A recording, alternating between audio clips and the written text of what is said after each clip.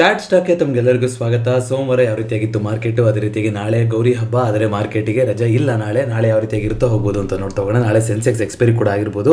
Of course first priority ಏನಾಗಿರಬೇಕು, ನಾಳೆ ಹಬ್ಬ ಮಾಡೋದು. ಹಾಗಾಗಿ ಮಾರ್ಕೆಟ್ ಬಗ್ಗೆ ಜಾಸ್ತಿ ತಲೆ ಕೆಡ್ಸ್ಕೊಳಕ್ಕೆ ಹೋಗಬೇಡಿ. ಸೊ ಶುಕ್ರವಾರ ಹೇಳಿದ್ದಕ್ಕೂ ಇವತ್ತಿಗೂ ಟ್ವಿಸ್ಟ್ ಮೇಲೆ ಟ್ವಿಸ್ಟು, ಎಲ್ಲ ಕಡೆ ಟ್ವಿಸ್ಟು. ಗ್ಲೋಬಲ್ ಮಾರ್ಕೆಟಲ್ಲಿ ಟ್ವಿಸ್ಟು, ಕರ್ನಾಟಕದಲ್ಲಿ SIT ಏನೋ ತನಿಖೆ ನಡೀತಾ ಇತ್ತು, ಅದ್ರಲ್ಲಿ ಟ್ವಿಸ್ಟು, ಎಲ್ಲ ಕಡೆ ಟ್ವಿಸ್ಟ್ ಬಂದಿದೆ. ಮಾತಾಡ್ತಾ ಹೋಗೋಣ ಏನೇನು ಅಂತ. ಇವತ್ತು ಸೆಕ್ಟರ್ ಆಫ್ ದ ಡೇ ಅಂದರೆ ಅದು IT ಸೆಕ್ಟರ್. ಇವತ್ತಿನ ವಿಡಿಯೋ ಸಂಕ್ಷಿಪ್ತವಾಗೇ ಇರುತ್ತೆ, ನ್ಯೂಸ್ ಸೆಕ್ಷನ್ ಅಂತ ನಾನೇನು ಕವರ್ ಮಾಡ್ತಾ ಇಲ್ಲ.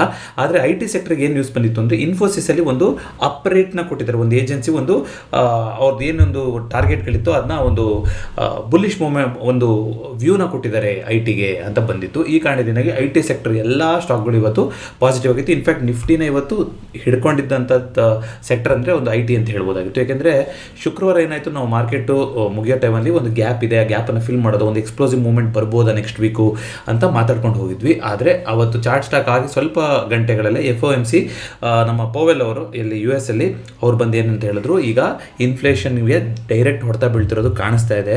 ಟ್ರಂಪ್ ಅವರು ಒಂದಾದ್ಮೇಲೆ ಒಂದು ಟ್ಯಾರಿಫ್ಗಳನ್ನು ಜಾಸ್ತಿ ಮಾಡ್ತಾ ಇರೋದು, ಇದು ಕನ್ಸ್ಯೂಮರಿಗೆ ಹೊಡೆತ ಬೀಳುತ್ತೆ ಅನ್ನೋದು ಕಾಣಿಸ್ತಾ ಇದೆ. ಹಾಗಾಗಿ ನಾವು ಹೀಗೆ ಕುತ್ಕೊಳಕ್ಕಾಗೋದಿಲ್ಲ, ಮುಂಬರುವ ದಿನಗಳಲ್ಲಿ ನಾವು ಇಂಟ್ರೆಸ್ಟ್ ರೇಟ್ನ ಕಮ್ಮಿ ಮಾಡಲೇಬೇಕಾದಂಥ ಅನಿವಾರ್ಯತೆ ಬಂದಿದೆ ಅಂತ ಹೇಳ್ಬಿಟ್ಟು ಹೋದ್ರು.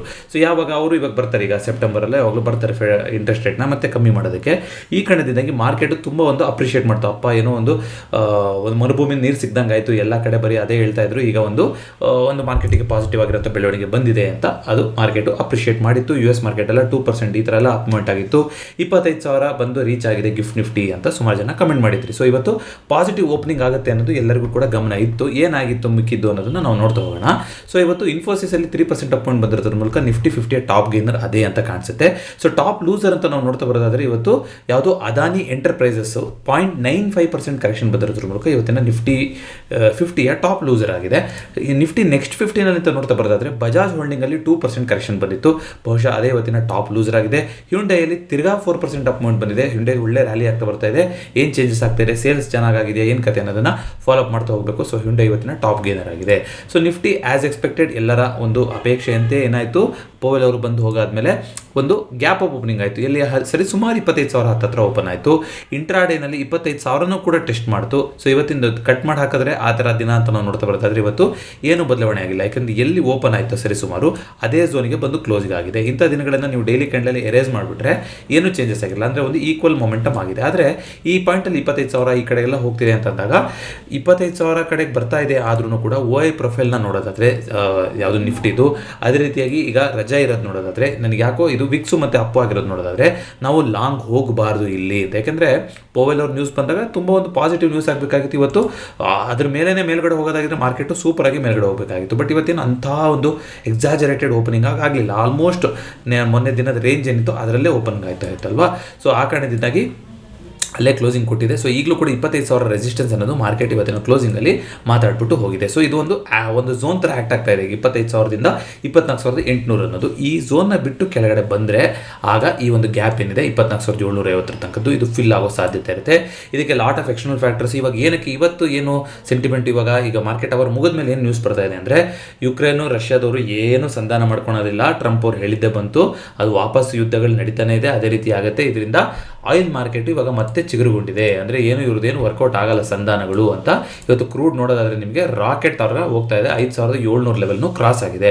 ಯಾವ ಲೆವೆಲ್ ಇದು ನೆನಪಿದೆಯಾ? ಒಂದು ರಿಸ್ಕ್ನ ತಗೊಳೋದಾದರೆ, ಅಂದರೆ ನಾನು ಹೇಳ್ತಾ ಇದ್ದೀನಿ ಅಂತ ಮಾಡಬೇಡಿ, ಆದರೆ 5,400 ಅನ್ನೋದು ಇಂಪಾರ್ಟೆಂಟ್ ಲೆವೆಲ್ಲು. ಇಲ್ಲಿ ಒಂದು ಇನ್ವರ್ಸ್ H&S ಆಗಿದ್ದಂಥ ಲೆವೆಲ್ಲು, ಅಲ್ಲಿ ಹೋಗಿ ವಾಪಸ್ ಬರ್ತಾ ಇದೆ. ಇಲ್ಲಿ ರಿಸ್ಕ್ ಟು ರಿವಾರ್ಡ್ ಕೂರುತ್ತೆ. ಮಿನಿಮಮ್ ಅಂದರೂ 5,600 ಟಾರ್ಗೆಟ್ ಇರುತ್ತೆ ಅಂತ ಮಾತಾಡಿದ್ವಿ.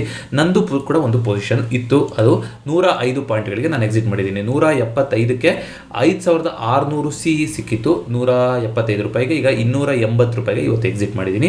ಇನ್ನೂ ಮೇಲ್ಗಡೆ ಹೋಗ್ತಾ ಇದೆ, ಹೋಗಲಿ ಬಿಡಿ. ಆದರೆ ನಾವು ಬಿಡ್ತಾ ಹೋಗಬೇಕು. ಯಾಕೆ ಅಂತ ಹೇಳ್ತಾ ಇದ್ದೀನಿ, ಸ್ಟಿಲ್ ಇದು ಡೈಲಿ ಕ್ಯಾಂಡಲ್ ನೋಡೋದಾದರೆ ಇದು ವೀಕೇನೆ. ಯಾಕೆ 100 day moving average, 200 day moving average ಎರಡಕ್ಕಿಂತನೂ ಕೆಳಗಡೆ ಕ್ರೂಡು ಟ್ರೇಡ್ ಆಗ್ತಾ ಇದೆ. ಒಂದು ನಿರ್ಣಾಯಕ ಘಟ್ಟಕ್ಕೆ ಬಂದು ಟ್ರೇಡ್ ಆಗ್ತಾ ಇದೆ. ಸೊ ಈ ರೀತಿ ಇದ್ದಾಗ ಒಂದು ಶಾರ್ಟ್ ಕವರಿಂಗ್ ಬರ್ತಿದೆ ಅಂದರೆ ಎಲ್ಲಿ ನಮಗೆ ಆಪರ್ಚುನಿಟಿ ಸಿಗುತ್ತೋ, ಒಂದು ರೆಸಿಸ್ಟೆನ್ಸ್ ಅಂತ ಕಾಣುತ್ತೋ ಅಲ್ಲಿ ಎಕ್ಸಿಟ್ ಮಾಡ್ಕೊಂಡಿದೆ ಸೂಕ್ತ ನಿರ್ಧಾರ. ಯಾವಾಗ ಪ್ರೊವೈಡೆಡ್ ಇಫ್ ನೀವು ಬಾಟಮ್ ಇಂದ ಹಿಡಿದಿದ್ದೀರಾ ಅಂದರೆ, ಸೊ ನಮಗೆ ಬಾಟಮ್ ಇಂದ ಹಿಡಿದಿರೋದ್ರಿಂದ ನಾವು ಪೂರ್ತಿ ಮೇಲೆ ಮೇಲ್ಗಡೆ ಹೋಗೋ ತನಕ ಅಂತಲೇ ಇಟ್ಕೊಳೋದು ಬೇಕಾಗಿಲ್ಲ. ಯಾಕೆಂದರೆ ಎಕ್ಸ್ಪೈರಿಗಳು ಹತ್ರ ಬರ್ತಂಗೆ ಏನಾಗ್ತಾ ಹೋಗುತ್ತೆ, ತೀಟಾ ವ್ಯಾಲ್ಯೂಗಳು ಕಮ್ಮಿ ಆಗ್ತಾ ಬರುತ್ತೆ. ಐ ಥಿಂಕ್ 13 ಸೆಪ್ಟೆಂಬರ್ ಏನೋ ಎಕ್ಸ್ಪೈರಿ ಇದೆ ಕ್ರೂಡಿಂದು, ಇತ್ತೀಚೆಗಷ್ಟೇ ಶುರುವಾಗಿದೆ. ಈ ಮಂತಿನ ಎಕ್ಸ್ಪೈರಿ ಶುರುವಾಗಿ ಒಂದು 8-9 ದಿನ ಆಗಿದೆ ಅಷ್ಟೇ. ಆದರೂ ಕೂಡ ಇಲ್ಲಿ ರೆಸಿಸ್ಟೆನ್ಸ್ ಇರೋದ್ರಿಂದ ಈ ಝೋನ್ ಅಷ್ಟು ಸುಲಭವಾಗಿ ಮೇಲ್ಗಡೆ ಹೋಗುತ್ತೆ ಅಂತ ನಂಗೆ ಅನಿಸ್ತಾ ಇಲ್ಲ. ಸೊ 5600 5700 5800 ಏನೊಂದು 100 200 ಮೂವ್ಮೆಂಟ್ ಕ್ಲಬ್ ಇದೆ. ಇಲ್ಲಿ ಎಲ್ಲಿ ಬೇಕಾದರೂ ರೆಸಿಸ್ಟೆನ್ಸ್ ತಗೊಂಡು ಒಂದು ಸ್ವಲ್ಪ ಕೂತ್ಕೊಂಡು ಆಮೇಲೆ ಮೂವ್ಮೆಂಟ್ ಆಗ್ತಾ ಹೋಗೋದು ನೋಡಿ. ಅಷ್ಟರೊಳಗೆ ನಮಗೆ ಅದೇ ಕ್ಯಾಪಿಟಲ್ ನಮಗೆ ಬೇರೆ ಕಡೆ ಡಿಪ್ಲೇ ಆಗ್ತಾ ಹೋಗುತ್ತಲ್ವ. It's all about perspective. Pure option buying ಅಥವಾ ಫ್ಯೂಚರ್ ಟ್ರೇಡಿಂಗ್ ಯಾರಾದರೂ ಮಾಡ್ತಾ ಇದ್ದೀರಾ ಅಂತಂದರೆ ಬೆಟರ್ ಇಂಟ್ರಾಡೇನಲ್ಲಿ ಎಕ್ಸಿಟ್ ಮಾಡ್ಕೊಳ್ಳೋಂಥದ್ದು, ಅಥವಾ ಕ್ಯಾರಿ ಮಾಡ್ತಾ ಇದೀವಿ ಅಂತಂದ್ರೂ ಕೂಡ ನಮಗೆ ಒಳ್ಳೆ ರಿಸ್ಕ್ ಟು ರಿವಾರ್ಡ್ ಕೂತಾ ಇದ್ದಾಗ ಕ್ಯಾರಿ ಮಾಡಿದ್ರೆ ನಮಗೆ ಅಲ್ಲಿ ಏನಾಗುತ್ತೆ, ಒಂದು ಪೂರ್ತಿ ಮೇಲ್ಗಡೆ ತನಕ ಹಿಡಿಬೇಕು ಅಂತಲೇ ಇಲ್ಲ, ಸ್ವಲ್ಪ ಮೂವ್ಮೆಂಟ್ ಆದ್ರೂ ಕೂಡ ನಮಗೆ ರಿಸ್ಕ್ ಟು ರಿವಾರ್ಡ್ ಚೆನ್ನಾಗಿ ಬಂದಿರೋದ್ರಿಂದ ಅಲ್ಲೇ ಪ್ರಾಫಿಟ್ ವರ್ಕೌಟ್ ಆಗ್ತಾ ಹೋಗುತ್ತೆ. ಸೊ ಈ ರೀತಿಯಾಗಿ ಪ್ಲಾನ್ ಮಾಡ್ತಾ ಹೋಗೋದು. ಆಪ್ಷನ್ ಸೆಲ್ಲಿಂಗ್ ಬೇರೆ, ಅದು ಸ್ವಲ್ಪ ವೇಟಿಂಗ್ ಗೇಮ್ ಆಗ್ತಾ ಹೋಗುತ್ತೆ ಆಪ್ಷನ್ ಸೆಲ್ಲಿಂಗಲ್ಲಿ. ಯಾಕೆಂದರೆ ನೀವು ಎಷ್ಟು ದಿನ ಬಿಡ್ತೀರೋ ಅಷ್ಟು ದಿನ ನಿಮಗೆ ತೀಟ ಕಂಪ್ಲೀಟಾಗಿ ಡಿಕೆ ಆಗ್ತಾ ಬರ್ತಾ ಇರುತ್ತೆ. ಬಟ್ ಆಪ್ಷನ್ ಬೈಯಿಂಗಲ್ಲಿ ಏನಾಗುತ್ತೆ, ನಿಮ್ಗೆ ಆ ಮೊಮೆಂಟಮಲ್ಲಿ ಆ ಒಂದು ಇಂಟ್ರಾಡೇನಲ್ಲಿ ಸಿಕ್ಕಿದ್ರೆ ಇಂಟ್ರಾಡೇ 1-2 ದಿನದಲ್ಲಿ ಸಿಗ್ತಾ ಇದ್ರೆ 2 ದಿನದಲ್ಲಿ ಸಿಕ್ಕಾಗ ತಗೊಂಡು ಎಕ್ಸಿಟ್ ಮಾಡ್ತಾ ಹೋಗಬೇಕು. ನಾವು ಇನ್ನೂ ಮೇಲ್ಗಡೆ ಹೋಗುತ್ತೆ ಅಂತ ಕಾಯ್ತಿದ್ರೆ ಇನ್ನೂ ಮೇಲ್ಗಡೆ ಹೋಗ್ಬೋದು. ಇವಾಗ ನೋಡಿ 5600 ಸಿಗೆ 280 ಬಂದಿದೆ ಅಂದರೆ ಇಂಟ್ರೆನ್ಸಿಕ್ ವ್ಯಾಲ್ಯೂ ಮೇಲೆ ಎಷ್ಟಾಯಿತು ಟೈಮ್ ವ್ಯಾಲ್ಯೂ, ₹100 ಅಷ್ಟೇ ಇಂಟ್ರೆನ್ಸಿಕ್ ವ್ಯಾಲ್ಯೂ ಜಾಸ್ತಿ ಆಗಿರೋದು. ಬಟ್ ತೀಟಾ ವ್ಯಾಲ್ಯೂ ₹180 ಇದೆ ಅದರಲ್ಲಿ, ಆಯಿತಾ. ಆ ₹180 ಇಂಟ್ರೆನ್ಸಿಕ್ ವ್ಯಾಲ್ಯೂ ಏನು, ತೀಟಾ ವ್ಯಾಲ್ಯೂ ಇದೆಲ್ಲ ನಾವು ಫಂಡಮೆಂಟಲ್ ಅನಾಲಿಸಿಸಲ್ಲಿ, ಡೈಲಿ ಚಾರ್ಟ್ ಸ್ಟಾಕಲ್ಲಿ, ಆಪ್ಷನ್ಸ್ ಎಕ್ಸ್ಪ್ಲೋರ್ಡಲ್ಲಿ ಇದರಲ್ಲೆಲ್ಲ ಕ್ಲೀನಾಗಿ ಮಾತಾಡಿದ್ದೀವಿ.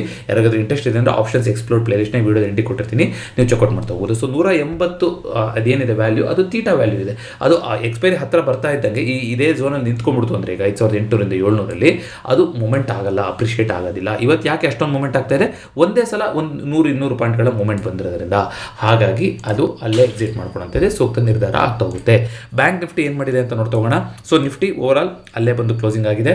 ನೋಡೋಣ ನಾಳೆ ಫಂಕ್ಷನಿಂಗ್ ಇರುತ್ತೆ ನಿಫ್ಟಿ. ನಾಳೆ ಈ ಝೋನ್ನ ಬಾಟಮಿಗೆ ಬಂದು ಟೆಸ್ಟ್ ಆಗುತ್ತಾ ಏನು ಕತೆ ಅಂತ. ಅಕಸ್ಮಾತ್ ಈ ಝೋನಿಗೆ ಬಂದು ಬಾಟಮಿಗೆ ಬಂದು ಕ್ಲೋಸ್ ಆಯಿತು ಅಂದರೆ, ಯಾರಾದರೂ ಪೊಸಿಷನ್ ಕ್ಯಾರಿ ಮಾಡ್ತಾ ಇದ್ರೆ ನಿಫ್ಟಿ ಎಕ್ಸ್ಪೈರಿಗೆ ಅಂದರೆ ಗಣಪತಿ ಹಬ್ಬ ಮುಗಿಸ್ಕೊಂಡು ದಯವಿಟ್ಟು ಕ್ಲೋಸ್ ಮಾಡ್ಕೊಂಬಿಡಿ ನಾಳೆನೇ. ಯಾಕೆಂದರೆ ನನಗೆ ಯಾಕೋ ಮುಂದಿನ ವಾರ ಒಂದು ದೊಡ್ಡ ಮೂಮೆಂಟ್, ಅಂದರೆ ಈ ವಾರದ ಎಕ್ಸ್ಪೈರಿಗೆ, ಮಂತ್ಲಿ ಎಕ್ಸ್ಪೈರಿಗೆ ಒಂದು ದೊಡ್ಡ ಮೂಮೆಂಟ್ ಬರುತ್ತೆ. ದೊಡ್ಡ ಮೂಮೆಂಟ್ ಅಂದರೆ ಏನು, 25,200 ದಾಟ್ಕೊಂಡು ಹೋಗೋ ಥರ ಒಂದು ಎಕ್ಸ್ಪ್ಲೋಸಿವ್ ಮೂಮೆಂಟ್ ಬರುತ್ತೆ. ಇಲ್ಲ ಈ 25,750 ಬ್ರೇಕ್ ಆಗೋ ಥರ ಒಂದು ಮೂಮೆಂಟ್ ಬರುತ್ತೆ ಅಂತ ಅನ್ನಿಸ್ತಾ ಇದೆ. ಯಾಕೆಂದರೆ ಲಾಂಗ್ ಕನ್ಸಲ್ಟೇಷನ್ ಆಗಿದೆ, ರಜಾ ಕೂಡ ಇದೆ. ಸೊ ನ್ಯೂಸ್ಗಳು ಕೂಡ ಚಿಗುರುಕೊತಾ ಇದೆ. ಸೊ ಪಾಸಿಟಿವ್ ನೆಗೆಟಿವ್ ಅಂತ ಅಂದ್ಕೊಳೋದು ಅದೆಲ್ಲ ಬೇರೆ ವಿಚಾರ ಆಯಿತು. ಆದರೆ ಒಂದು ದೊಡ್ಡ ಮೂಮೆಂಟ್ ಬರೋದಿದೆ. So be prepared. So 50-50 probability, ಏನು ನನ್ನ ಲಾಜಿಕ್ ಹಾಕಲ್ಲ ಏನು ಅಂದ್ರೂ. ಸೊ ದೊಡ್ಡ ಮೂಮೆಂಟ್ ಬರೋದು ಇದರಿಂದ ಅರ್ಥ ಏನು, 50% ಇಲ್ಲಿ ಹೋಗೋ ಚಾನ್ಸಸ್ ಇದೆ, 50% ಇಲ್ಲಿ ಹೋಗೋ ಚಾನ್ಸಸ್ ಇದೆ ಅಲ್ವಾ. ಸೊ ನಾವು ಪೊಸಿಷನ್ ಕ್ಯಾರಿ ಮಾಡಿ ಇಟ್ಕೊಂಡಿದ್ರೆ ಚಾನ್ಸಸ್ ಆಫ್ ಲೂಸಿಂಗು 100% ಆಗ್ತಾ ಹೋಗುತ್ತೆ. ಯಾವಾಗ ನನ್ನ ಮೇಲೆ ಹೋಗುತ್ತೆ ಅಂತ ಇಟ್ಕೊಂಡಿದ್ದು ಮಾರ್ಕೆಟ್ ಗ್ಯಾಪ್ ಡೌನ್ ಓಪನಿಂಗ್ ಆಗಿ ಕೆಳಗಡೆ ಬಂತು ಅಂದರೆ 100% ಲಾಸ್, ಅಥವಾ ಕೆಳಗಡೆ ಅಂತ ನಾವು ಇಟ್ಕೊಂಡು ಮೇಲ್ಗಡೆ ಇಟ್ಕೊಂಡಿದ್ರೆ 100% ಲಾಸ್. ಯಾಕೆ 100% ಲಾಸ್ ಅಂತ ಹೇಳ್ತಾ ಇದ್ದೀನಿ, ಅಕಸ್ಮಾತ್ ಸೈಡಲ್ಲೇ ಉಳ್ಕೊಂತು ಮತ್ತೊಂದೇನೋ ಆಯಿತು ಅಂತಂದರೆ ನಿಮ್ಗೆ ಅಟ್ಲೀಸ್ಟ್ ಅವಕಾಶ ಇರುತ್ತೆ ಅಲ್ಲಿ ಎಕ್ಸಿಟ್ ಮಾಡ್ಕೊಳಕ್ಕೆ. ಬಟ್ ಎಕ್ಸ್ಪ್ಲೋಸಿವ್ ಮೂಮೆಂಟ್ ಅಂತ ಎಕ್ಸ್ಪೆಕ್ಟ್ ಮಾಡ್ತಿದ್ದಾಗ, ರಜನೂ ಇದ್ದಾಗ ಗ್ಯಾಪ್ ಅಪ್ ಗ್ಯಾಪ್ ಡೌನ್ಗಳೇ ಆಗ್ಬಿಡ್ತು ನಿಮ್ಮ ಆಪೋಸಿಟ್ ಡೈರೆಕ್ಷನಲ್ಲಿ ಅಂದರೆ ಅಲ್ಲೇ ಹೊರಟೋಯ್ತಲ್ವಾ. ಹಾಗಾಗಿ ಬೆಟರ್ ಏನು ಮಾಡೋದು, ಅವತ್ತು ಏನಾಗುತ್ತೋ ಮೂಮೆಂಟ್ ಅದನ್ನು ನೋಡ್ಕೊಂಡು ನಾವು ಆಮೇಲೆ ಕ್ಯಾಪ್ಚರ್ ಮಾಡ್ಕೊತ ಹೋಗ್ಬೋದು. ಹೋಪ್ಫುಲಿ ಗಣೇಶ ಇರೋದೇ ಮೇನ್ ಅದಕ್ಕೆ ಅಲ್ವಾ. ಎಲ್ಲ ಒಂದೊಂದು ಆಕಾರಕ್ಕೂ ಒಂದೊಂದು ಸಿಂಬಲೈಸೇಷನ್ ಇದೆ ಅಲ್ವಾ, ಅದು ಇರೋದೇ ಅದೇ ರೀತಿ. ಅದೆಲ್ಲದನ್ನು ಕೊಡಲಿ ಅಂತ ಬೇಡ್ಕೊಳ್ಳೋಣಂತೆ ನಮಗೆ. ಅದೇ ರೀತಿಯಾಗಿ ಬ್ಯಾಂಕ್ ನಿಫ್ಟಿ ಈಗಲೂ ಕೂಡ ಸ್ಟ್ರಾಂಗ್ ಆಗಿ ಇದೆ. 55,000 ಸಪೋರ್ಟ್ ಥರ ಆ್ಯಕ್ಟ್ ಆಗ್ತಾ ಇದೆ. ಅದರಲ್ಲಿ ಏನೂ ಕೂಡ ಚೇಂಜಸ್ ಆಗಿಲ್ಲ. ಇವತ್ತು ಕೂಡ ಒಂದು ಡೋಜಿನಲ್ಲೇ ಎಂಡ್ ಆಗಿದೆ. ಆದರೆ ಈ ಝೋನ್ನ ಸುಮಾರು ದಿನ ಇಲ್ಲೇ ತಡ್ಕೊಂಡಿರೋಕೆ ನಿಲ್ಲಕ್ಕೆ ಬರೋದಿಲ್ಲ, ಆಯಿತಾ. ಸೊ ಇಲ್ಲಿ ಒಂದು ಒಳ್ಳೆ ಮೂಮೆಂಟ್ ಕೊಟ್ಟು ಮೇಲ್ಗಡೆ ಹೋಗಿದಂಥ ಲೆವೆಲ್ ಇಲ್ಲಿ ಬಂದು ಕನ್ಸಲ್ಟೇಷನ್ ಆಯಿತು, ಮೇಲ್ಗಡೆ ಹೋಯಿತು, ಈ ವಾಪಸ್ ಟೆಸ್ಟ್ ಮಾಡಕ್ಕೆ ಬರ್ತೀನಿ ಅಂದರೆ ಈ ಝೋನ್ ಎಲ್ಲೋ ಒಂದು ಕಡೆ ವೀಕ್ ಆಗ್ತಾ ಇದೆ ಅಂತ ಅರ್ಥ. ಆ ಝೋನ್ ವೀಕ್ ಆಗ್ತಾ ಇದೆ ಅಂದರೆ ಇದರಿಂದ ಒಳಗಡೆ ಬ್ರೇಕ್ ಆಗೋ ಚಾನ್ಸಸ್ ಕೂಡ ಇರ್ತಾ ಹೋಗುತ್ತೆ ಅಂತ. ಸೊ ನೋಡೋಣ, ಡೋಜಿ ಮಾಡಿದೆ ಇವತ್ತು ಅಂತ ವೀಕ್ ಕ್ಲೋಸಿಂಗ್ ಅಂತ ಕೊಟ್ಟಿಲ್ಲ, 2 ದಿನದ ಬಂದಕ್ಕೆ ಒಂದು ತಡೆಗೋಡೆ ಇನ್ನೂ ಇದೀನಿ ಸಪೋರ್ಟು ಅಂತ ನೆನೆಸೋ ಥರ ಮಾಡಿದೆ. ಬಟ್ ಅಕಸ್ಮಾತ್ 100 ಮೂವ್ಮೆಂಟ್ ಕೆಳಗಡೆ ಬಂತು ಅಂದರೆ ಅಫ್ಕೋರ್ಸ್ ನಮ್ಮ ನೆಕ್ಸ್ಟ್ ಟಾರ್ಗೆಟು 1,000 ಪಾಯಿಂಟ್ ಕೆಳಗಡೆ ಆಗಿರುತ್ತೆ, ವಿಚ್ ಇಸ್ 54,000 ಝೋನ್ ಹತ್ತಿರ ಆಗಿರುತ್ತೆ. ಗಿಫ್ಟ್ ನಿಫ್ಟಿ ಏನು ಇಂಡಿಕೇಟ್ ಮಾಡ್ತಾ ಇದೆ, 25,000 ಇದೆ. ಗಿಫ್ಟ್ ನಿಫ್ಟಿ ಪಾಸಿಟಿವ್ ಆಗಿದೆ, ಆರಾಮಾಗಿರಲಿ ಬಿಡಿ. ಸೊ ಇನ್ನು ನಾಳೆ ನಾಡಿದ್ದು 2 ದಿನ ಆರಾಮಾಗಿರಿ. ಇಂಡಿಯಾ ವಿಕ್ಸು ಇವತ್ತು ಅಪ್ ಮೂವ್ಮೆಂಟ್ ಆಗಿತ್ತು ಕೊನೆ ಟೈಮಲ್ಲಿ, ಅದು ಕೂಡ ಸ್ವಲ್ಪ ಸೆಟಲ್ ಆಗಿದೆ. ಕ್ರೂಡ್ ಸಿಕ್ಕಾಪಟ್ಟಿ ಮೂವ್ಮೆಂಟ್ ಆಗಿರೋದು, ಇದು ನಮ್ಮ ಮಾರ್ಕೆಟ್ ಕ್ಲೋಸಿಂಗ್ ಅವರ್ ಆದಮೇಲೆ ಆಗಿರೋದು. ಗಿಫ್ಟ್ ನಿಫ್ಟಿ ಇನ್ನೂ ಅದಕ್ಕೇನು ರಿಯಾಕ್ಷನ್ನ ಕೊಟ್ಟಿಲ್ಲ, ನೋಡೋಣ ನಾಳೆ ಮಾರ್ಕೆಟ್ ಏನು ರಿಯಾಕ್ಟ್ ಮಾಡುತ್ತೆ ಅಂತ. ನ್ಯಾಚುರಲ್ ಗ್ಯಾಸು ಕೂಡ ಇವಾಗ ಸ್ವಲ್ಪ 230 ಈ ಲೆವೆಲ್ಗೆಲ್ಲ ಬಂತು, ಈಗ ಅಲ್ಲಿ ಸ್ವಲ್ಪ ಪಾಸ್ ತಗೊಳ್ಳೋ ಥರ ಕಾಣಿಸ್ತಾ ಇದೆ. ಗೋಲ್ಡ್ ವಾಪಸ್ 1 ಲಕ್ಷದ ಅಪ್ರಿಷಿಯೇಷನ್ ಆಗ್ತಾ ಇದೆ. ಸಿಲ್ವರ್ ಆಲ್ ಟೈಮ್ ಹೈ ಬಂದಿದೆ. ಕಾಪರಲ್ಲಿ ಮೇಜರ್ ಜಂಪ್ ಆಗಿದೆ, 890 ಲೆವೆಲ್ಗೆ ಹೋಗಿದೆ. ಬೇರೆ ಒಂದಿಷ್ಟು ಇಂಪೋರ್ಟ್ ಎಕ್ಸ್ಪೋರ್ಟ್ ನ್ಯೂಸ್ಗಳು ಇರುತ್ತೆ ನೋಡಿ. ಟ್ರೇಡಿಂಗ್ ಯಾರಾದ್ರು ಯೂಸ್ ಮಾಡ್ತಾ ಇದ್ದೀರಾ ಅಂತಂದರೆ ಇಲ್ಲಿ ಬಂದರೆ ನಿಮಗೆ ನ್ಯೂಸ್ಗಳು ಸಿಗ್ತಾ ಹೋಗುತ್ತೆ, ಕೆಲವೊಂದು ಫಾಲೋ ಅಪ್ ಮಾಡ್ತಾ ಹೋಗ್ಬೋದು. Copper rises on risk on sentiment, ಏನು ಸೆಂಟಿಮೆಂಟ್ ಚೇಂಜ್ ಆಗಿದೆ. ಈಗ ಪೋವೆಲ್ ಅವರು ಈಸ್ ಮಾಡ್ತೀವಿ ಅಂತೆಲ್ಲ ಹೇಳಿದಾರಲ್ವಾ. ಸೊ ಈಗ ಅನ್ಎಂಪ್ಲಾಯ್ಮೆಂಟು ಕಮ್ಮಿ ಆಗಿದೆ, ಆಗಿದೆ, ಈ ಥರ ಅಂತೆಲ್ಲ ಹೇಳಿದ್ದಾರೆ. ಸೊ ಇದರಿಂದ ಕಾಪರ್ ಸೆಕ್ಟಿಗೆ also found support from supply concerns after US federal appeal court temporary block the land transfer essential to. ನೋಡಿ ಯಾವ್ಯಾವ್ದ್ರ ಮೇಲೆಲ್ಲ ಡಿಪೆಂಡ್ ಆಗಿರುತ್ತೆ, ಯಾವುದೋ ಕಾಪರ್ ಮೈನಿಂದು ಲ್ಯಾಂಡಿಂದು ಅದೆಲ್ಲ ಸ್ವಲ್ಪ ಇವಾಗ ಅದೇ ಒಂದು ಕೋರ್ಟ್ ಇದರಲ್ಲಿತ್ತು, ಅದೇನು ಹೇಳ್ತಾರೋ ಏನೋ ಅಂತಿತ್ತು, ಬ್ಲಾಕ್ ಆಗಿತ್ತು. ಸೊ ಅದು ಇವಾಗ ಇದೆಲ್ಲ ಚೇಂಜಸ್ ಮಾಡಿರೋದ್ರಿಂದ ಓಕೆ ಒಂದು ಸಪ್ಲೈ ಮತ್ತೆ ಬರ್ತಾ ಹೋಗ್ಬೋದು. ಈ ಥರ ಅಂದರೆ ಸಪ್ಲೈಗೆ ಕಷ್ಟ ಆಗ್ತಾ ಹೋಗ್ಬೋದು ಅಂತ ಇಲ್ಲಿ, ಯಾಕೆಂದರೆ ಸಪ್ಲೈ ಕನ್ಸರ್ನ್ ಆಗಿದೆ ಇವಾಗ, ಯಾಕೆಂದರೆ ಟೆಂಪ್ರರಿಯಾಗಿ ಬ್ಲಾಕ್ ಮಾಡಿದ್ದಾರೆ ಲ್ಯಾಂಡ್ ಮೈನ್ನ. ಸೊ ಲ್ಯಾಂಡ್ ಮೈನ್ನ ಮಾಡ್ತಾ ಇದ್ದಾರೆ ಅಂದರೆ ಈಸಿಯಾಗಿ ಸಿಗಲ್ಲ, ಇಷ್ಟು ದಿನ ಆರಾಮಾಗಿ ಸಿಗ್ತಾ ಇತ್ತು, ಇವಾಗ ಸಿಗ್ತಾ ಇಲ್ಲ. ಸೊ ಏನಾಗ್ತಾ ಹೋಗುತ್ತೆ, ಡಿಮ್ಯಾಂಡು ಅಷ್ಟೇ ಇದ್ದು ಸಪ್ಲೈ ಕಮ್ಮಿ ಆಯಿತು ಅಂತಂದರೆ ಏನಾಗುತ್ತೆ, ಬೆಲೆ ಜಾಸ್ತಿ ಆಗ್ತಾ ಹೋಗುತ್ತೆ. ಎಲ್ಲರಿಗೂ ಬೇಕು, ಮಾವಿನ ಸೊಪ್ಪು ಬೇಕು, ಎಲ್ಲರಿಗೂ ಏನು ಬೇಕು, ಬಾಳೆ ಕಂದು ಬೇಕು, ಎಲ್ಲ ಬೇಕು ಹಬ್ಬಕ್ಕೆ. ಸೊ ಜನ ತೊಗೊಳೋರು ಜಾಸ್ತಿ ಇದ್ದಾರೆ, ಬಟ್ ಬಂದಿರೋದಕ್ಕೆ ಡಿಮ್ಯಾಂಡ್ ಇರೋದೇ ಕಮ್ಮಿ ಇದೆ ಅಂದರೆ ಏನು ಮಾಡ್ತಾರೆ, ಜನ ಹೆಂಗಿದ್ರು ದುಡ್ಡು ಕೊಟ್ಟು ತೊಗೊಂಡೋಗ್ತಾರೆ ಅಂತ ಗೊತ್ತು. ಸೊ ಅವಾಗ ಏನು ಮಾಡ್ತಾರೆ, 100 ರೂಪಾಯಿ ಇದ್ದಿದ್ದು 200 ರೂಪಾಯಿ ಹೇಳ್ತಾರೆ, 200 ರೂಪಾಯಿ ಇದ್ದಿದ್ದು 500 ರೂಪಾಯಿ ಹೇಳ್ತಾ ಹೋಗ್ತಾರೆ. ಸೊ ಆ ರೀತಿಯಾಗಿ ವರ್ಕ್ ಆಗುತ್ತೆ, ಯಾಕೆಂದರೆ ಹೆಂಗಿದ್ರು ಖಾಲಿ ಆಗುತ್ತೆ ಅಂತ ಗೊತ್ತಿಲ್ಲ. ಯಾಕೆ ಬೆಲೆಗಳು ಜಾಸ್ತಿ ಆಗುತ್ತೆ, ಡಿಮ್ಯಾಂಡ್ ಜಾಸ್ತಿ ಇದೆ, ಸಪ್ಲೈ ಕಡಿಮೆ ಇದೆ. ಸೊ ವಾರ ಎಷ್ಟು ಹಣ್ಣು ಬರ್ತಿತ್ತೋ ಅಷ್ಟೇ ಬರ್ತಾ ಇದೆ, ಎಷ್ಟು ಹೂ ಬರ್ತಿದ್ದೋ ಅಷ್ಟೇ ಬರ್ತಾ ಇದೆ. ಆದರೆ ತಗೊಳ್ಳೋರ ಜನಸಂಖ್ಯೆ ಎಲ್ಲರ ಮನೇಲೂ ಪೂಜೆ ಮನೇಲಿ ದಿನ ಪೂಜೆಗೆ ಉಪಯೋಗಿಸ್ತಿದ್ರು ಇಲ್ವೋ, ಆದರೆ ಹಬ್ಬ ಅಂತ ಉಪಯೋಗಿಸ್ತಾರೆ. ಸೇಮ್ ಡಿಮ್ಯಾಂಡ್ ಆ್ಯಂಡ್ ಸಪ್ಲೈ ಮಾರ್ಕೆಟಲ್ಲೂ ಎಷ್ಟು ರಿಯಲ್ ಲೈಫಿಗೆ ನಾವು ರಿಲೇಟ್ ಮಾಡ್ಕೊಂಡು ನೋಡ್ಕೊತ ಹೋಗ್ತೀವೋ ಅಷ್ಟು ನಮಗೆ ಈಸಿಯಾಗಿ ಸ್ವಲ್ಪ ಅನಲೈಸ್ ಮಾಡಲಿಕ್ಕೆ ಹೆಲ್ಪ್ ಆಗ್ತಾ ಹೋಗುತ್ತೆ. ಅದೇ ರೀತಿಯಾಗಿ IT ಸೆಕ್ಟ್ರು ನೋಡಿ, IT ಸೆಕ್ಟ್ರು ಒಂದು ದೊಡ್ಡ ಫಾಲ್ ಆಗಿತ್ತಲ್ವ ಈ ವರ್ಷ, ಎಷ್ಟು ಆಲ್ಮೋಸ್ಟ್ 33% ಫಾಲ್ ಆಗಿದೆ ಈ ವರ್ಷ ಏಪ್ರಿಲಿಗೆ ಅಂತ ನೋಡಿದ್ರೆ. ಯಾವಾಗಿಂದ, ಜಸ್ಟ್ ಲಾಸ್ಟ್ ಡಿಸೆಂಬರಿಂದ ಏಪ್ರಿಲ್ಗೆ 4-5 ತಿಂಗಳಲ್ಲಿ ಸರಿಸುಮಾರು 30% ಕರೆಕ್ಷನ್ ಆಲ್ ಟೈಮ್ ಹೈಯಿಂದ IT ಇಂಡೆಕ್ಸು. ಸೊ ಇದು ಏನು, ಯಾಕೆ ಹಿಂಗಾಯಿತು, ನಮ್ಮ FIIಗಳು ಜೋರಾಗಿ ಮಾರಿದ್ರು, ಸಖತ್ತಾಗಿ ಮಾರಿದ್ರು ಅಲ್ವಾ. ಸೊ ಈಗ ಮಾರಿ ಒಂದು ರಿಕವರಿ ಆಗಿತ್ತು, ಈಗ ಮತ್ತೆ ಜೆನ್ಐ ಮತ್ತೊಂದೆಲ್ಲ ಬಂದು ಈಗಲೂ ಕೂಡ 21% ಡಿಸ್ಕೌಂಟಲ್ಲಿದೆ. ಈಗ ಸುಮಾರು ಏಜೆನ್ಸಿಗಳು ಏನು ಮಾಡ್ತಾ ಇದ್ದಾರೆ, ಒಂದು ಬೈ ರೇಟಿಂಗ್ನ ಕೊಟ್ಟಿದ್ದಾರೆ IT ಸೆಕ್ಟರ್ಗಳಿಗೆ. ಏನು ಅನಿಸುತ್ತೆ ನಿಮಗೆ, IT ಸೆಕ್ಟರ್ ಇಲ್ಲಿಂದ ಮೇಲ್ಗಡೆ ಹೋಗುತ್ತೆ ಅಂತ ಅನಿಸುತ್ತಾ, ಅಥವಾ ಇನ್ನೂ ಕೆಲಸ ಇದ್ರದ್ದೆಲ್ಲ ಇನ್ನೂ ದೊಡ್ಡ ಒಂದು ಬಾಕಿ ಇದೆ, ಇನ್ನೂ ಒಂದು ದೊಡ್ಡ ಕ್ರ್ಯಾಶ್ ಬಾಕಿ ಇದೆ ಅಂತ ಅನ್ಸುತ್ತೆ, ಏನು ಅನಿಸುತ್ತೆ ಅನ್ನೋದನ್ನ ಕಮೆಂಟ್ ಮಾಡಿ. ಸದ್ಯಕ್ಕೆ ನೋಡ್ತಾ ಹೋಗೋದಾದರೆ ಈ 38,000 ಅನ್ನೋದು ವೆರಿ ವೆರಿ ಇಂಪಾರ್ಟೆಂಟ್ ಝೋನ್ ಆಗ್ತಾ ಹೋಗುತ್ತೆ. ಇದು ಹಿಂದೆ IT ನಾನು ಒಂದು ಕ್ರ್ಯಾಶು ಮತ್ತೊಂದು ಅಂತ ಮಾತಾಡ್ಕೊಂಡು ಬರ್ತಾ ಇದ್ವಿ, ಇಲ್ಲೇ ಒದ್ದಾಡ್ತಿದ್ದಾಗಲೇ ನಾವು ಮಾತಾಡಿದ್ವಿ. ಬಟ್ ಇಲ್ಲೇನಾಯಿತು, ಇಲ್ಲಿ ಒಂದು ಕಪ್ ಆ್ಯಂಡ್ ಹ್ಯಾಂಡ್ಲು ಫಾರ್ಮೆಟ್ ಆಗಿದೆ, ಯಾಕೆಂದರೆ ಬ್ಯಾಕ್ ಡ್ರಮ್ಮಲ್ಲಿ ಪಾಸಿಟಿವ್ ಆಯಿತು, ಇಲ್ಲಿ ಒಂದು ಕಪ್ ಮಾಡಿತ್ತು, ಕಪ್ಪಿಗೆ ಹ್ಯಾಂಡ್ಲು ಮಾಡ್ತು, ಎಕ್ಸಾಕ್ಟ್ 50% ರಿಟರ್ನ್ ಬಂತು, ಅಲ್ಲಿಂದ ಒಂದು ಒಳ್ಳೆ ಮ್ಯಾಸೇಜ್ ಕೊಡ್ತು. ನೋಡಿ ಈಗ ವಾಪಸ್ ಏನು ಬಂದಿದೆ, ಆ ಹ್ಯಾಂಡಲ್ನ ಟೆಸ್ಟ್ ಮಾಡಿ ಅಲ್ಲಿಂದ ಸಪೋರ್ಟ್ ತೊಗೊಂಡು ಹೋಗಿದೆ. ಸೊ ಈಗ ಮತ್ತೆ ಒಂದು ಬಾಟಮ್ ಮಾಡುತ್ತಾ ಅಥವಾ ಇಲ್ಲಿಂದ ಮೇಲ್ಗಡೆ ಹೋಗುತ್ತಾ ಅನ್ನೋದು 38,000 ಲೆವೆಲ್ನ ಯಾವ ರೀತಿಯಾಗಿ ಟೆಸ್ಟ್ ಮಾಡುತ್ತೆ ಅನ್ನೋದ್ರ ಮೇಲೆ ಡಿಸೈಡ್ ಆಗಿದೆ. 38,000 ವೇಗವಾಗಿ ಪಡ್ಕೊಂಡು ಬಂತು ಅಂತಂದರೆ ಸೊ ಮಾರ್ಕೆಟ್ ಮತ್ತೆ ಮೇಲ್ಗಡೆ ಹೋಗ್ತಾ ಹೋಗ್ಬೋದು IT-ನಲ್ಲಿ. ಆದರೆ 38,000 ಆಗಲಿಲ್ಲ ಅಂದರೆ ಅಲ್ಲಿ ಸ್ಟ್ರಗಲ್ ಮಾಡ್ತಾ ಇದೆ ಅಂದರೆ ಇನ್ನೂ ಒಂದು ಲೋನ ಮತ್ತೆ ಟೆಸ್ಟ್ ಮಾಡೋಕ್ಕೆ ಬರ್ಬೋದು, ಅಂದರೆ ತಿರ್ಗಾ 32,000 ಲೆವೆಲ್ಗೆ ಟೆಸ್ಟ್ ಮಾಡಲಿಕ್ಕೆ ಬರ್ತಾ ಹೋಗ್ಬೋದು. ಇದಷ್ಟಲ್ಲದೆ ನಾಳೆ ತಮ್ಮ ಸೆನ್ಸೆಕ್ಸ್ ಹೇಳಿದ್ರೆ ಸರ್ 2 ಮಾತು ಹೇಳೋದಲ್ವ ಸೆನ್ಸೆಕ್ಸ್ ಬಗ್ಗೆ ಅಂತ ಕಮೆಂಟ್ ಮಾಡ್ತಾರೆ. So I can understand, sensex ಇಂದು ಸುಮಾರು ಜನ ಟ್ರೇಡ್ ಮಾಡೋರು ಇರ್ತೀರಾ. ಆದರೆ ಸೆನ್ಸೆಕ್ಸಲ್ಲಿ ನೋಡ್ತಾ ಬರೋದಾದರೆ 82,000 ರೆಸಿಸ್ಟೆನ್ಸು, 81,500 ಸಪೋರ್ಟ್ ಅಂತ ಟೈಟ್ ರೇಂಜಲ್ಲಿ OI-ನ ಕೂರಿಸ್ಕೊಂಡು ಹೋಗಿದ್ದಾರೆ. ಸೊ ಇದೇ ರೀತಿ ಉಳಿಸ್ಕೊಂತಾರೆ ಏನು ಕತೆ ಅನ್ನೋದನ್ನು ನೋಡ್ತಾ ಹೋಗೋಣ. ಈಗ ಓವರಾಲ್ ನೋಡ್ತಾ ಬರೋದಾದರೆ ಸೆನ್ಸೆಕ್ಸಲ್ಲಿ ನೋಡಿ, ಈಗ ಇಂಟರ್ನಲ್ ಕ್ಯಾಂಡಲ್ ಎಕ್ಸ್ಪೈರಿ ಆಗೋ ಎಲ್ಲ ಸಾಧ್ಯತೆ ಇದೆ, ಯಾಕೆಂದರೆ 2 ದಿನದಿಂದ ಸಖತ್ತಾಗಿ ಮಾರ್ಕೆಟಾಗಿ ಬಿದ್ದಿತ್ತು. ಈಗ 81,250 ಈ ಲೆವೆಲಿಂದ 82,000 ಈ ಒಂದು 750 ಪಾಯಿಂಟಲ್ಲಿ ಮುಗಿಸಿದ್ರು ಆಶ್ಚರ್ಯ ಇಲ್ಲ ಸೆನ್ಸೆಕ್ಸ್ ಎಕ್ಸ್ಪೈರಿನ. ನಾಳೆ ಅಪ್ಪಿತಪ್ಪಿ ಗ್ಯಾಪ್ ಅಪ್ ಗ್ಯಾಪ್ ಡೌನ್, ಈಗ ಕ್ರೂಡಿನ್ ಬಂದಿದೆ, ಮತ್ತೊಂದಾಗಿದೆ. ಈಗ ರಾತ್ರಿ ಮತ್ತೆ ಇಲ್ಲ ನಾವು ಮಾಡೋದೇ ಇಲ್ಲ ಅಂತ ಹೇಳಿ ಮತ್ತೆ ಯುದ್ಧ ಗಿದ್ದ ಅಂತ ಏನಾದ್ರು ಅನೌನ್ಸ್ ಮಾಡಿಕೊಂಡ್ರು, ಇದೇನಕ್ಕೂ ಬೆಲೆನೇ ಇಲ್ಲ ಶಾಂತಿ ಸಂಧಾನಕ್ಕೆ ಅಂತ ಆಯಿತು ಅಂದರೆ ಯಾರಿಗೆ ಗೊತ್ತು, ಈ ಗ್ಯಾಪನ್ನು ಕೂಡ ಫಿಲ್ ಮಾಡ್ತಾ ಬರ್ಬೋದು. ಬಟ್ ನನ್ನ ಪ್ರಕಾರ ಈ ಗ್ಯಾಪನ್ನು ಇವತ್ತು ನಾಳೆನೇ ಇದು ಕ್ಲೈಮ್ಯಾಕ್ಸ್ ಕೊಡೋದಿಲ್ಲ ಇದಕ್ಕೆ. ಸೊ ಇದನ್ನು ಮಂತ್ಲಿ ಎಕ್ಸ್ಪೈರಿ ದಿನನೇ ಇಡ್ತಾರೆ ಅನ್ನೋದು ನನ್ನ ಭಾವನೆ. ಅಂದರೆ ಗುರುವಾರದ ದಿನ ಈ ಝೋನ್ನ ದಾಟಿ ಹೋಗೋ ಥರ ಮೂವ್ಮೆಂಟ್ ಬರ್ತಾ ಹೋಗುತ್ತೆ ಇಂಟರ್ ಕ್ಯಾಂಡಲ್ ಆಗಿ, ಇಲ್ಲ ಈ ಒಂದು ಗ್ಯಾಪನ್ನು ಫಿಲ್ ಮಾಡೋ ಥರ ಒಂದು ಮ್ಯಾಸಿವ್ ಫಾಲ್ ಬರ್ತಾ ಹೋಗುತ್ತೆ. ಎರಡಕ್ಕೆ ನಾವು ರೆಡಿಯಾಗಿರ್ತಾ ಹೋಗಬೇಕು.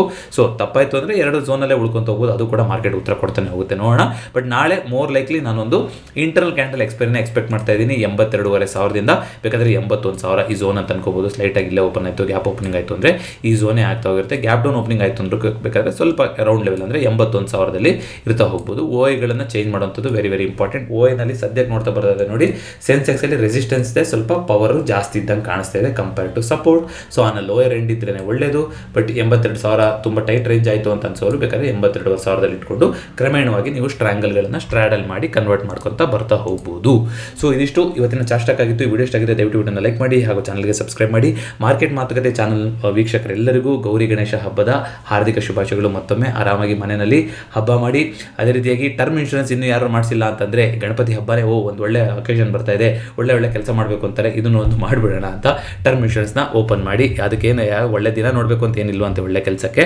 ಹಾಗಾಗಿ ಅದನ್ನ ಇನಿಷಿಯೇಟ್ ಮಾಡೋಕ್ಕೆ ನೀವೇನು ಮಾಡಬೇಕು, ಒಂದು ಫಾರ್ಮ್ ಕೊಟ್ಟಿರ್ತೀನಿ ಈ ವಿಡಿಯೋದ ಕೆಳಗಡೆ ಪಿನ್ ಕಾಮೆಂಟಲ್ಲಿ. ಆ ಫಾರ್ಮ್ನ ಫಿಲಪ್ ಮಾಡಿದ್ರೆ ನೀವು ಬಜಾಜ್ ಸಿಬ್ಬಂದಿ ನೇರವಾಗಿ ಕಾಂಟ್ಯಾಕ್ಟ್ ಮಾಡ್ತಾರೆ. ಜೊತೆಗೆ ನಾನು ಯಾವುದೇ ಅನ್ನೆಸೆಸರಿ ಪ್ರಾಡಕ್ಟ್ನ ರೆಕಮೆಂಡ್ ಮಾಡ್ತಾ ಇಲ್ಲ. IRDA ಇಂದ ಸರ್ಟಿಫೈಡ್ ಇನ್ಶೂರೆನ್ಸ್ ಅಡ್ವೈಸರ್ ಆಗಿನೇ ಈ ಒಂದು ಕ್ರಮನ ಹೇಳ್ತಾ ಇದ್ದೀನಿ. ಹಾಗಾಗಿ ನಾನು ಕೂಡ ಟರ್ಮ್ ಇನ್ಶೂರೆನ್ಸ್ ತೊಗೊಂಡಿದ್ದೀನಿ, ಜೊತೆಗೆ ಎಕ್ಸಾಮ್ನು ಕೂಡ ಬರೆದಿದ್ದೀನಿ. ಅದೇ ಸೂಕ್ತವಾದ ಇನ್ಶೂರೆನ್ಸ್, ಬೇರೆ ಯಾವ ಇನ್ಶೂರೆನ್ಸ್ ಬೇಕಾಗಿಲ್ಲ. ಆದಷ್ಟು ಬೇಗ ಟರ್ಮ್ ಇನ್ಶೂರೆನ್ಸ್ನ ತಗೊಳ್ಳಿ. ಯಾಕೆಂದರೆ ಒಂದೊಂದು ವರ್ಷ ಜಾಸ್ತಿ ಆಗ್ತಾ ಹೋದಂಗೂ ನಮ್ಮ ಏಜು 5ರಿಂದ 6% ಟರ್ಮ್ ಇನ್ಶೂರೆನ್ಸ್ನ ಪ್ರೀಮಿಯಂ ಬೆಲೆಗಳು ಜಾಸ್ತಿ ಆಗ್ತಾ ಹೋಗುತ್ತೆ. ಜೊತೆಗೆ ಎಮರ್ಜೆನ್ಸಿ ಫಂಡ್ ಅಂತ ಪ್ರತಿ ತಿಂಗಳು ಎಷ್ಟು ಸಾಧ್ಯ ಆಗುತ್ತೋ ಅಷ್ಟನ್ನು ಸಪರೇಟಾಗಿ ದುಡ್ಡನ್ನು ತೆಗೆದಿರ್ತಾ ಬರೋದನ್ನು ಮುಂದುವರಿಸ್ತಾ ಹೋಗೋಣ. ಇನ್ನೊಂದು 4-5 ತಿಂಗಳಿದೆ ಅಷ್ಟೇ ಈ ವರ್ಷ ಮುಗಿಯೋದಕ್ಕೆ. ಎಮರ್ಜೆನ್ಸಿ ಕಾರ್ಪಸ್ ಆಗಿರುತ್ತೆ ಅಂತ ಅನ್ಕೊತೀನಿ ಎಲ್ಲರದು. ಅಟ್ಲೀಸ್ಟ್ ನಿಮ್ಮ 3 ತಿಂಗಳ ವೆಚ್ಚ ಏನಿದೆ ಮನೆಗೆ ಬೇಕಾಗಿರುವಂಥದ್ದು, ನೆಸೆಸಿಟಿ, ಅಬ್ಸಲ್ಯೂಟ್ಲಿ ನೆಸೆಸಿಟಿ ಅಂತ ಬೇಕಾಗಿರುವಂಥದ್ದು, ಅದನ್ನು ಎಮರ್ಜೆನ್ಸಿ ಫಂಡು ಒದಗಿಸುವಂಥ ಸಿಚುವೇಶನ್ ಇರಬೇಕು. ಏನೋ ಮೆಡಿಕಲ್ ಎಮರ್ಜೆನ್ಸಿ ಬಂತು ಅಥವಾ ಕೆಲಸದ ರಿಲೇಟೆಡ್ ಏನೋ ಪ್ರಾಬ್ಲಮ್ ಆಯಿತು ಅಂದರೆ ನೀವು ಸ್ವಾವಲಂಬಿಯಾಗಿ ಯಾರನ್ನೋ ಏನೋ ಕೇಳ್ದಲೆ, ಸಾಲಗಳನ್ನು ಮಾಡ್ಕೊಂಡಲೆ, ಇನ್ವೆಸ್ಟ್ಮೆಂಟ್ಗಳನ್ನು ಮುರಿದಲೆ ಆ ಎಮರ್ಜೆನ್ಸಿ ಫಂಡಿಂದ 3 ತಿಂಗಳಾದರೂ ನಿಮ್ಮ ನೆಕ್ಸ್ಟ್ ಕೆಲಸ ಹುಡ್ಕೊಳ್ಳೋ ತನಕ ಅಥವಾ ಆ ಮೆಡಿಕಲ್ ಎಮರ್ಜೆನ್ಸಿಯಿಂದ ಆಚೆ ಬರೋ ತನಕ ನಿಮ್ಮ ಫ್ಯಾಮಿಲಿ ಆರಾಮಾಗಿರೋ ಥರ ಒಂದು ಆಗಲಿ ಅನ್ನೋದು ಪರ್ಪಸ್ಸು. 6 ಮಂತ್ಸ್ ತನಕ ಎಮರ್ಜೆನ್ಸಿ ಫಂಡನ್ನು ಬಿಲ್ಡ್ ಮಾಡೋಕ್ಕಾದ್ರೆ ಇನ್ನೂ ಒಳ್ಳೆಯದು, ಇನ್ನೂ ಜಾಸ್ತಿ ಕುಷನ್ ಇರ್ತಾ ಹೋಗುತ್ತೆ. ಬಟ್ ಕನಿಷ್ಠ 3 ತಿಂಗಳ ದಿನನಿತ್ಯದ ಏನು ಖರ್ಚು, ತಿಂಗಳ ಖರ್ಚು ಇರುತ್ತೋ 3 ತಿಂಗಳ ಖರ್ಚು ಆಗುವಷ್ಟು ದುಡ್ಡನ್ನು ನಾವು ತೆಗೆದಿರ್ತಾ ಬಂದರೆ ತುಂಬ ಒಳ್ಳೆ ನಿರ್ಧಾರ ಆಗ್ತಾ ಹೋಗುತ್ತೆ. ಜೊತೆಗೆ ಲಿಕ್ವಿಡ್ ಫಂಡ್ ಬಗ್ಗೆ, ಲಿಕ್ವಿಡ್ ಬೀಸ್ ಬಗ್ಗೆ ಸುಮಾರು ಚರ್ಚೆಗಳು ನಡೀತಾ ಇತ್ತು. ಲಿಕ್ವಿಡ್ ಕೇಸ್ ಅಂತ ಬಂದಿದೆ ಝೆರೋದಾದಲ್ಲಿ ಅಂತ, ಅದ್ರ ಬಗ್ಗೆ ವಿಡಿಯೋ ಮಾಡಬೇಕು. ಜೊತೆಗೆ ಒಂದಿಷ್ಟು ಫೀಚರ್ಸ್ಗಳು ಬಂದಿದೆ ಝೆರೋದಿಂದ ಆರ್ಡರ್ ಪ್ಲೇಸ್ಮೆಂಟಲ್ಲಿ, ಅದ್ರ ಬಗ್ಗೆ ವಿಡಿಯೋ ಮಾಡಬೇಕಾಗಿತ್ತು. ಫ್ಯಾಟ್ ಫಿಂಗರ್ ಟ್ರೇಡ್ ಆಗಿ ಅದ್ರದ್ದು ಏನು ಕತೆ ಆಯಿತು ಅಂತ ಒಂದಿತ್ತು. ವೀಕೆಂಡಲ್ಲಿ ನಾನು ಇರಲಿಲ್ಲ, ಲಭ್ಯ ಇರಲಿಲ್ಲ, ಹಾಗಾಗಿ ಯಾವುದೇ ವಿಡಿಯೋ ಬರಲಿಲ್ಲ. ಆದರೆ ಗಣಪತಿ ಹಬ್ಬದ ದಿನ ರಜೆ ಇರುತ್ತಲ್ವ, ಅವತ್ತು ಯಾವುದಾದ್ರೂ ಒಂದು ವಿಡಿಯೋ ನಾನು ಸ್ಕೆಡ್ಯೂಲ್ ಮಾಡಲಿಕ್ಕೆ ಪ್ರಯತ್ನ ಪಡ್ತೀನಿ. ಮತ್ತೊಂದು ವಿಡಿಯೋದೊಂದಿಗೆ ಭೇಟಿಯಾಗೋಣ. ಎಲ್ಲರಿಗೂ ನಮಸ್ಕಾರ.